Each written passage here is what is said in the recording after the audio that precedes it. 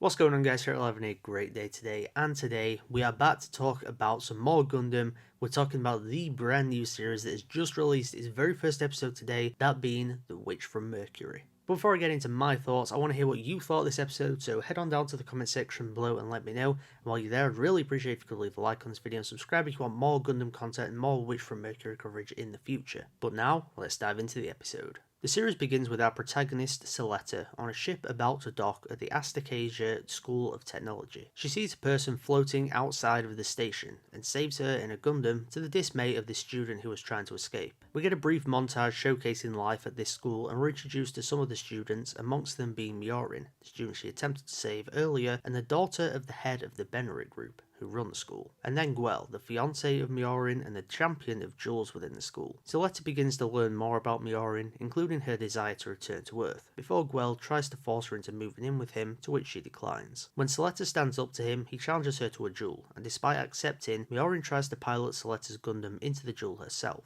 The episode ends with SULETTA driving into the arena and taking over her Gundam from miorine, defeating Guel and taking his title as not only champion, but miorine's fiancé. So as you can probably tell, this review is coming out a little bit later than it would have, because for me, it released this morning around 10 AM on Crunchyroll, and for those that haven't been keeping up with the drama that's been surrounding this today, basically Crunchyroll's subtitles were way out of sync. And when I say way out of sync, we're talking like 15 seconds. In concept, 15 seconds doesn't sound like too long, but when you're considering that these are pieces of dialogue that constantly follow on with each other, it makes it impossible to keep up, and therefore it just makes it an unwatchable show. Now, thankfully, I did find another way to watch it on YouTube, so not illegal, someone uploaded it, and thankfully they did, because the subtitles were good there, and then I managed to watch it.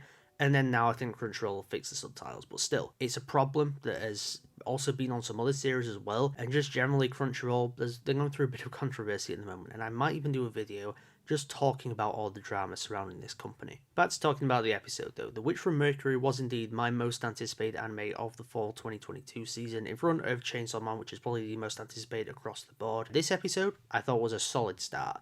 I don't think it's the greatest premiere of all time. In fact, I think there's like a lack of things going on, if I'm being honest. It felt extremely short, which is probably a good thing maybe, because it shows that it was, engaging for the most part, and I was, entertained by it for it to just fly by. But I think coming off the prologue, which kind of stands on its own as like a 20-minute short film, if you will, it's difficult to top that when it comes to the premiere. So in comparing it to that, then maybe it didn't feel quite as strong. But as a premiere, I think it does its job pretty well. It introduces us to the characters, sets the stage for what these characters are doing, their relationship with one another, who is playing what role within the series, if you will. Now, when it comes to the story, it's not really done much with that. It's not really done a whole lot with the world building, aside from things within the school. There's a very big focus in this episode about how things are decided within the school when it comes to, people wanting to do certain things, people having disagreements, and that is through jewels within their mobile suits. It kind of reminds me a little bit of Kakaguri in the fact that that series, everything is decided by gambling, and then within the context of this, it's decided by fights. Now, I actually think that is a pretty good idea, because like the way this series has been set up so far, and I don't think it's going to continue to be this way for the entire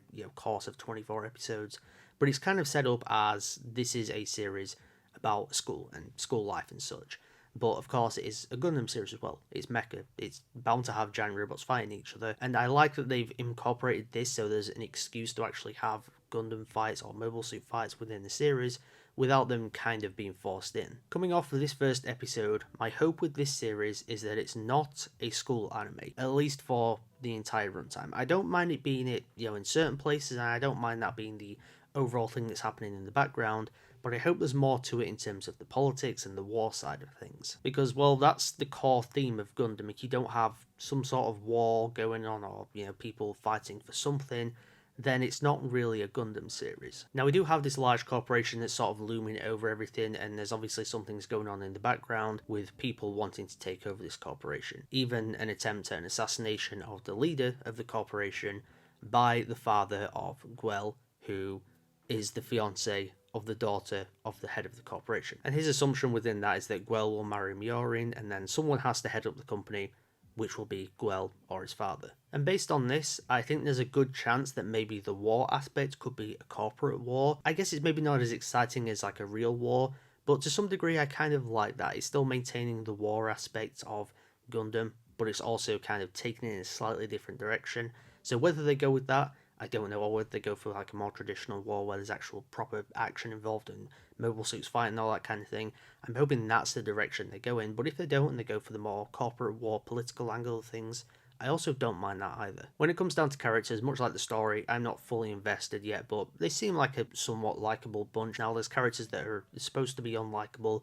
In this circumstance, Gwell is supposed to be a character that you probably don't really like early on, and in that regard, they've done a pretty good job of setting him up. Miorine is a bit of a rebel, if you will. They've done a good job at setting her up on that course. SULETTA is likable in a way. She's also really shy, so it kind of brings in that like cute aspect to her. So I think it's done a decent enough job at setting up these characters so far. Like I said, not fully invested in them, but after one episode, I don't really expect to be. If there's one thing I'm going to take away from this first episode, though, is that this has some serious budget behind it, because the animation is utterly fantastic. We're getting 2D mechs, which for a long while we've not really been getting. It's been a lot of CGI stuff, which is understandable because that's kind of the direction that certain things are going in. And there's a very small amount of CGI used here for the Gundam in like the first scene, but generally it's 2D mechs and it looks fantastic. Lots of really great lighting, lots of just generally good animation across the board. The background work is fantastic as well. The general like character looks, they all look pretty good. The movement in the animation is good. The designs of the mobile suits are also awesome, like really unique looking ones, especially Gwell's, which kind of has this weird feather thing coming out of its helmet. If I was to make a good comparison, it kind of looks like a more traditional knight. And then my gosh, the fight sequences, when we actually get to the proper fight sequences in this show, which inevitably we will, outside of these duels, it's going to be something to behold. We saw from the prologue how good this was going to be animated, and I'm so glad that quality seems to have been kept up for the rest of the series, and it's not just a case of the prologue looking fantastic, but then the rest of the series looking like crap. No, this is a phenomenal looking series. I would probably say it is going to be the best animated series of the fall season, which, with Chainsaw Man, that's up for debate really. But like so far, this has like fully locked me in terms of its animation and visuals, and in the fight sequences alone, I am all in for this. Regardless of how the story turns out, at least we're going to get some pretty visuals and some fantastic action. So those are my thoughts on the very first episode of Mobile Suit Gundam, The Witch from Mercury. Before I get out of here, I'd really appreciate if you could leave a like on this video. Also subscribe if you're a fan of anime and Japanese gaming and you want to see plenty more Gundam content and Witch from Mercury coverage in the future. I do have a ranking of the original Mobile Suit Gundam trilogy coming up pretty soon. I've also got reviews of those individual films, along with a review of Kukura's Dawn's Island. Those 4 videos are already out, but the ranking will be coming very soon to the channel. Above all else though, I want to hear what you thought of this episode, so head on down to the comment section and let me know. Are you invested in the story so far? Are you invested in the characters so far? And what do you think? Do you think this is going to be the best looking series of the fall season? Personally, that's what I'm saying so far, but with Mob Psycho 100 and Chainsaw Man right around the corner, that opinion could well and truly change. As always, thank you so much for tuning into McHat today, and I'll see you all in the next video.